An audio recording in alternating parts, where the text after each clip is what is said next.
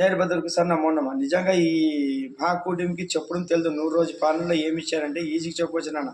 మీరు ఈ 100 రోజుల్లో పాత కంపెనీలన్నీ లిక్కర్ తెచ్చి ఒక్కొక్క బాటిల్ మీద ఇప్పుడు 80 రూపాయల నుంచి మొదలవుతుంది రేట్. అంటే ఒక్కొక్క వ్యక్తికి సగటున 150 రూపాయలు మిగిలిన నెలకి 4,500 సంవత్సరంకి ఎంత అవుతుంది చూడు. మీరంటే 60,000 దగ్గర అవుతుంది.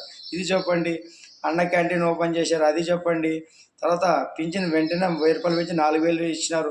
3 నెలలు కలిపి 7,000 ఇచ్చినారు. అవి చెప్పుకుంటారు నాయన 100 రోజుల పాలనలోన. మళ్ళీ వరదలు వచ్చి ఎదుర్కొన్నారు. ఇదంతా వీరభోగ వసంతరాలు ఆడినానా. వీరభద్రం నడిపిస్తున్నాడు. ఇంక ప్రత్యక్షంగా వచ్చి పోలవరం అని అమరావతిని కట్టి దిశానిర్దేశంతో భారతదేశం ఋషికొండలో కూర్చొని పాలిస్తానా. జగన్ గారే కదా కట్టించింది. ఎందుకు కట్టించాడు? మాయ చేసి. మీరు ఉండాలనుకుంటే ఆయనే శివుడాజ్ఞ అవుతుందా? శివుడికి ప్రతిరూపమే రా. శివుడే రా. దత్తాత్రేయుడైనా, వీరభద్ర వీరభోగ వసంతరాలైనా, వీర బ్రహ్మేంద్ర స్వామి అయినా, శంకరాచార్యుడైనా, ఇప్పుడు వీరభద్రుడైనా ఆయనే శాసిస్తున్నారు రా. ఇప్పుడు కర్మ సిద్ధాంతం మొదలైంది. తస్మా జాగ్రత్త. అందరూ ఒళ్ళు దగ్గర పెట్టుకుని ఉండండి. మాట్లాడేటప్పుడు ఆలోచించి మాట్లాడండి. జై వీరభద్ర.